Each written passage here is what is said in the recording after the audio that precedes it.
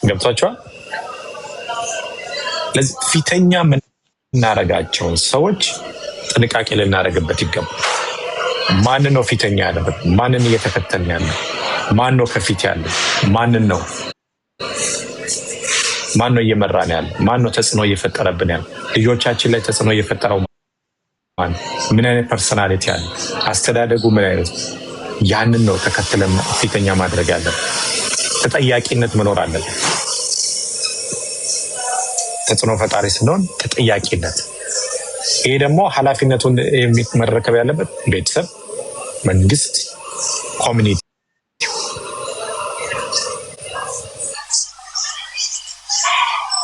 እውነቴን ነው የምላቸው ወጣቶች ለምሳሌ ምሳሌ ምስል የአዲስ አበባ ወጣቶች ይላል። የአዲስ አበባ ወጣቶች ምን እያደረገ ነው? ዝም ብሎ በጀት ተመድቦለት ነው? በጀት ተመድቦለት ብቻ ነው ገንዘብ የሚቀበለው? ወጣቱ ላይ ምን እየሰራ ነው?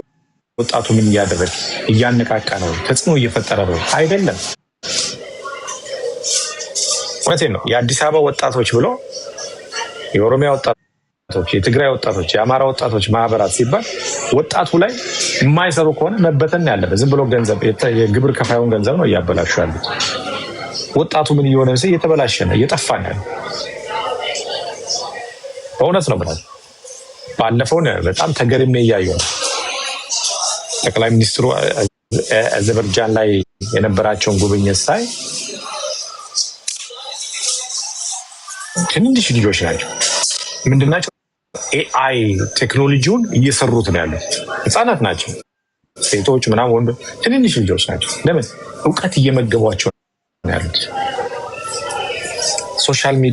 ሶሻል ሚዲያው ላይ ማድረግ ያለብን ፕሮሞት የምናደርግ ከሆነ ቢዝነሳችን፣ እንደገና ደግሞ ትውልዱ ላይ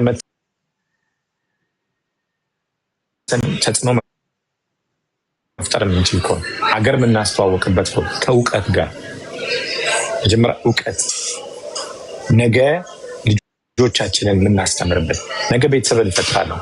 ነገ ከኛ ስር ትውልዱ ላይ ምንድን ነው የፈጠረው? ንግግሬ ምንድን ነው? ትውልዱም ላይ ምን እያደረግኩ ነው ያለው? ምን እየሰራው ነው ያለው?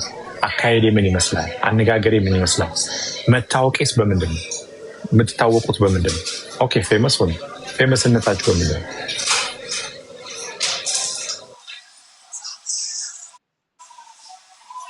እስቲ ፌመስ ሆኑ 50 ሚሊዮን ሰውም ይከተላችሁ። በምንድን ነው? ምናችሁን አይቶ ነው የተከተለ?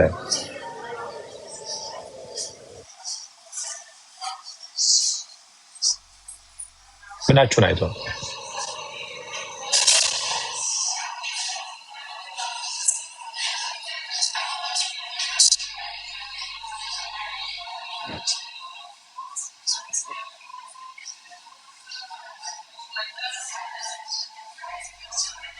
ገብቷቸዋል። እዛ ነው ለምንናገረው ነገር እኔ አሁን እያስተዋልኩ ያለው ለምንናገረው ነገር እንኳን ጥንቃቄ ያስፈልጋል። ለምንሰማው ነገር ጥንቃቄ ያስፈልጋል። የምንናገረው ነገር ጥንቃቄ ያስፈልጋል። የምናስበው ነገር ጥንቃቄ ያስፈልጋል። በጣም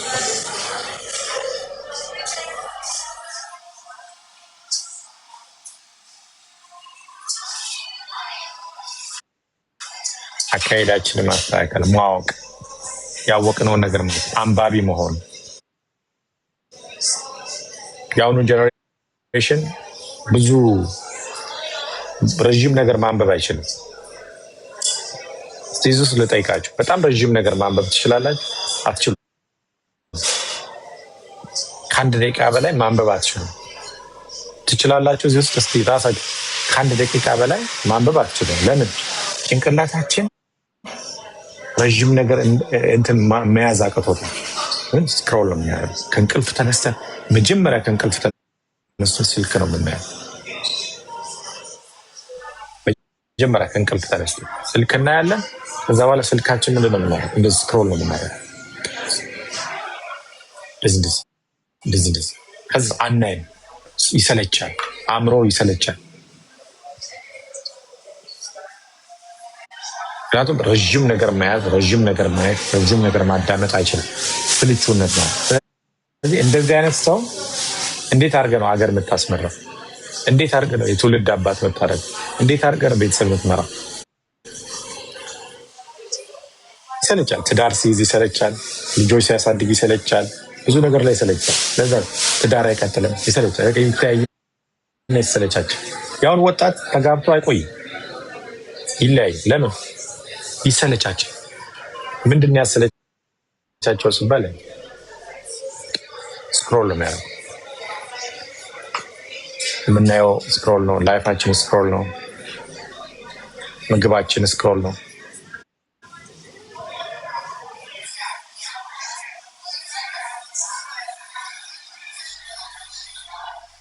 የሚሰለች ነገር ነው። ይህን ያመጣው ምንድን ነው ሲባል ሶሻል ሚዲያው ላይ የሚናገሩት ፊተኛ ያሉ ሰዎች